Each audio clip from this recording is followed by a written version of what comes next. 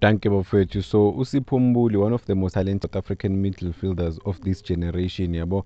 Useyinkingeni ke eningi nesikhukhune United ngoba ke idiscipline akanayo and then kuthiwa ke usiphuzela utshwala umfana uvele efike ejimini nje ubona ukuthi akekho ku-condition right. Lento line reportwe ke SABC Sports, yabo. Umulife ureporte ukhiphe zonke le indaba lezi, yabo. So Umboli akusi incident yokuqala noma iproblem iqala lena azithola kuyo kuSikhukhune United since afikile ube nama problems afew ngempela. Even couple few weeks back bekaku same problem ukuthi ye discipline nanokuthi akakwazi ukuphatha kahle, yabo.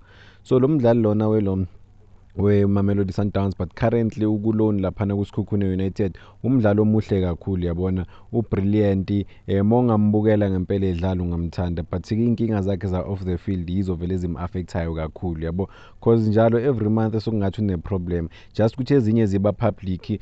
Kusho ukuthi lezi ezipublic abantu abazaziyo. What about lezi ama teams afihlayo, because ama teams isikhathi esiningi ayazama ukuthi protect i-reputation noma isithunzi se-player, yabo. uSipho Mbuli ke utalented kuba talented, but outside the field iziningi kakhulu inkinga zakhe. Nakumamelodi Sundowns wahanjiswa yinkinga njengoba bamlona nje manje, yabo.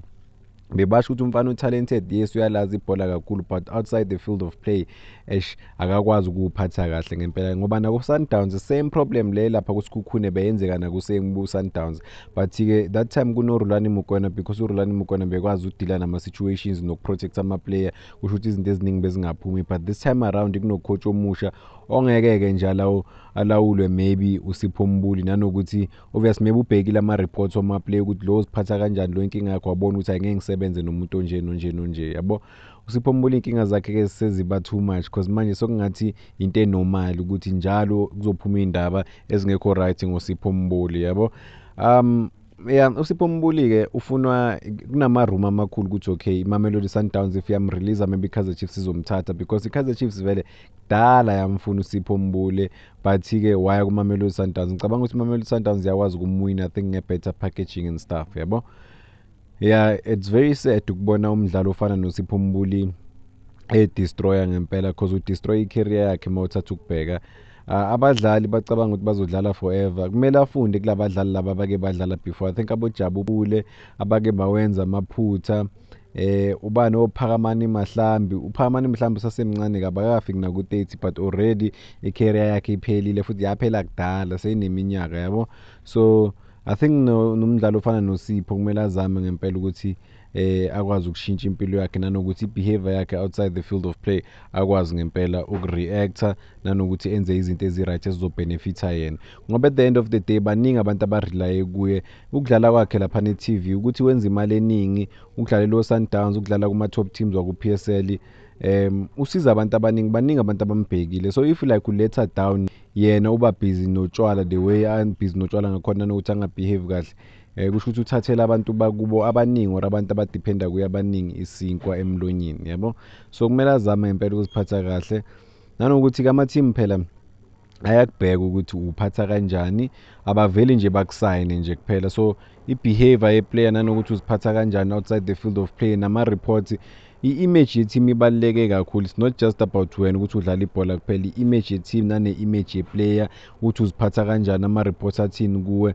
I don't think like kuzoba kancane ngempela ukuthi ama-teams a-risk ngoSipho Mbuli ukuthi akwazi ukumsayina based on i-behavior, because i-behavior that's number one. If like bangakusayina nge-500,000 or bakusayine ngalo 10 million or malini whatever leyo mali, bakunika isalary 800,000 whatever, but mababona ukuthi uyahlupha vele bakhathe i-contract yakho kuphele ngempela kuphele ngecareer yakho. Sibabonile abadlali abaningi oZongo beba highly talented, but i-behavior outside the field of play yiye babulele, yabo. So I think le moment lena mele uSipho Mbuli a-reflect, but it seems like akafundi from ama-experiences wakhe nalezinto azi-experienceayo, nale way izinto impilo yakhe ehamba ngakhona, ukuthi njalo uzoba nenkinga. kuSikhukhune sekabe nenkinga eziwu-2 manje nje within 2 months sekabe nenkinga eziwu-2, yabo, ukuthi okay utholakala lokhu. So 2 problems ethimini la kulone khona just for isikhathi esincane. Nakumamelodi Sundowns ubuya ethimini vele usuke lapho ususwa yinkinga zokuthi akaphathi kahle, yabo. It's not just football based. Khona interview engayibukela kaLinda Mtambo usingakhohlwa ukuthi uLinda i-captain yabo laphana kuSikhukhune. Uke waye-highlight kancane yabona mebuzwa khona la bambuza khona ukuthi bambuza ngama-player around ukuthi ubani o-talented wabala wathi in terms of i-pace inini but wathi in terms of just i-talent athi awuSipho uyo talented kunabo bonke abantu ethimini yabo. Azange amention igama lakaSipho but wa-explain wathi wavele wathi uLinda ungaba talented kuba talented but outside the field of play mele lama young generation ikwazi ukuziphatha kahle yabo. Mawubheka bebhekise straight kuSipho Mbulu ngoba wazi iy'nkinga thina esingazazi uSipho azikhosayo to the team. So mele ngempela uSipho azame ukulungisa iy'nkinga zakhe nokuthi azame naye ukuhlonipha umsebenzi wakhe yabo. Ukuphuza ngaphuza fine but like hlonipha umsebenzi wakho bafu, nanokuthi-ke ama-football fans ayakuthanda yabo, ayakufeva ngoba ayazi ukuthi ngempela uyalazi ibhola futhi ujabulisa abantu abaningi uma udlala. But wena ungathathi lento lokuthi abantu bayakuthanda and then uyi-misuse yabo, because at the end of the day uyi-football and then once imali ye-football ima thola ukuthi ama-team awasafuni ukusayina noma awasafuni ukuba nawo bavele bakhathi i-contract. Yabona ukuthi lokho kubuhlungu kanjani yabo.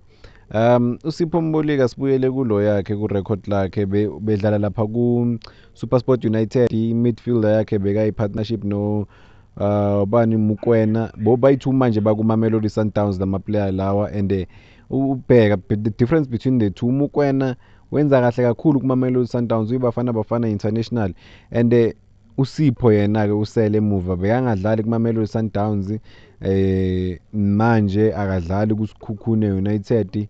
So uyabona but mawabheka bobayi-2 labantu labo uSipho Mbulu talented, way more talented than uMukwena yabo. Mawungababeka nje bobayi-2 uSipho mshakude uMukwena based on i-talent nanokuba number 6 but uMukwena more successful uye uthola nama-opportunities like ukuthi adlale kunabantu. Is well trusted in terms of the midfielder nanokuthi South Africa abe leader yabo.